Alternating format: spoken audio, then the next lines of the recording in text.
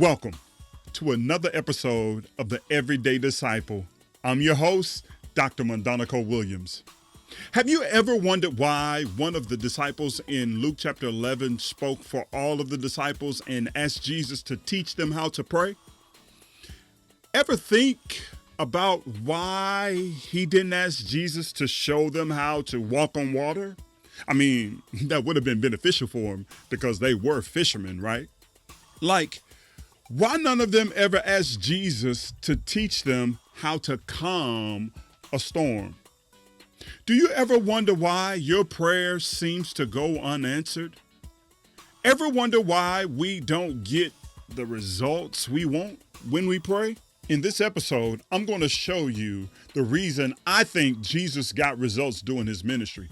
And that reason is he spent hours in prayer with the Father in a private place. He spent time with the Father, so when it came time to calm a storm, he was able to do that. Are you ready to learn about being an everyday disciple? Sit back and let me talk to you for a minute.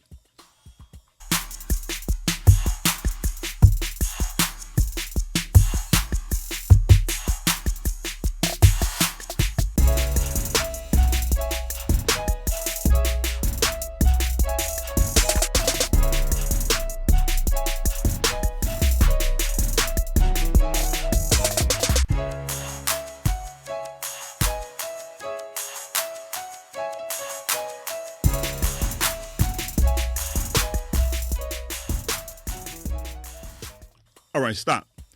Listen, if you didn't get the episode on the 3 P's of prayer place, click on the description below to see it. If not, it will be like picking up a book in the middle of it. If you're continuing with us, then you know I've been talking about the 3 P's of prayer. Prayer, for most people, is hit or miss and sporadic at best.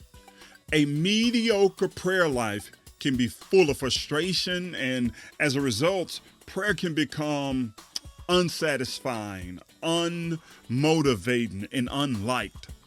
Prayer, like most things, is not something that comes easy for the majority of us. But the more you practice, the better you become. As Jesus pursuers, we must learn to embrace and discipline ourselves to practice what I call the 3 P's of prayer daily.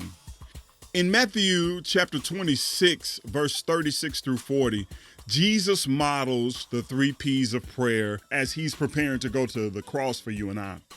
Verse 39 says this, "And going a little further, he fell on his face and prayed."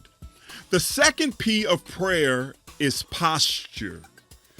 Who would have thought that your posture would be meaningful in prayer? Notice what Jesus did.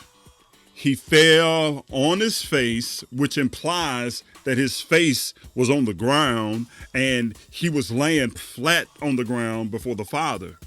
This position is not one of authority, but it's one of submission. Jesus went to his private place of prayer with an attitude and a posture of submission. His prayer and posture indicates that he was yielding his will and surrendering his way to the Father's will and way. At this point, it seems that Jesus has been praying for about an hour. Now, I don't know if you've ever done this or if you ever tried this, but an hour prayer is not a sprint. It's a Boston Marathon. I can imagine Peter, James, and John sitting there and struggling to stay awake. And the text tells us that they finally lose the struggle. Can you imagine being told by someone who's discipling you to watch them pray late at night, and it seems like this demonstration is never going to end? It seems like you're trying to do all that you can to stay awake. You're holding your eyelids open. You're moving from seat to seat. You're struggling, and you finally lose the struggle. Isn't it ironic that when it comes to prayer, Sometimes we find ourselves dozing off. We find ourselves sleepy. There will be times when I'm in my private place, I'm laying before God, and I find myself in a deep sleep. Yeah, I said I've fallen asleep on occasions, on many occasions. Don't judge me. Jesus shows us that the first P of prayer is a private place. After you have secured your private place, it's important that you get into the right posture.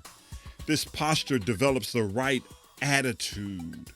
And finally, if you're going to disciple you, if you're going to disciple others, the third thing you must know is you're going to have to be persistent in your prayer life. Verse 42 says this, again, for the second time, he went away and prayed, my Father, if this cannot pass unless I drink it, your will be done. And again, he came and found them sleeping, for their eyes were heavy. So leaving them again, he went away, and here it is. He prayed for the third time, saying the same words again. We have to be persistent in our prayer life.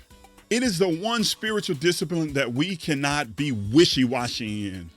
Jesus shows us that it's important to be persistent in prayer. In verse 40, he prayed for an hour.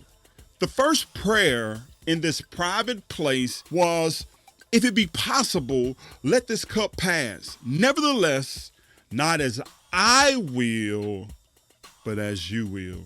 The second prayer he prayed in this private place was the first one of persistence. If it cannot pass unless I drink it, then your will be done. The third prayer he prayed in this private place was the second one of persistence. And the text simply says, he said the same words. Notice, Jesus didn't get what he originally asked God for. His posture showed that even though he had a request, he was totally submitted to the will of God. He was cool with God, even though he didn't get what he wanted. I think we need to be cool with God, even when we don't get what we want. Are you willing to be persistent in prayer, even if you don't get what you want from God? And let me let you in on a little secret. God does not always answer the way we want. He values his word over our will. We should in turn value his will over our wants. Sometimes things we want to happen as a result of our prayers are so far from what God's will is for our lives. I remember back in 1998, when I was in the Navy, I was newly married. It was time for me to get my first duty station, and I got to pick. And so I picked my orders, and I picked Brunswick, Maine over Hawaii. Yeah, dumbest thing I could have ever done. But I chose Brunswick, Maine over Hawaii because my wife, who I just married, wanted to stay on the mainland. God allowed a series of things to happen, and those orders got canceled, and basically I was going to get stuck with whatever the Navy had. I called everybody I knew, all the prayer warriors. I called everybody that I knew could get a prayer through, and one by one, each person would pray for God's will to be done.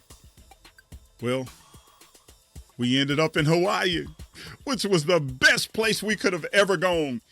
It was in Hawaii that God began to develop us. What about you? What are you praying for? Remember the 3 P's of prayer. Find you a private place, a position, and persistence.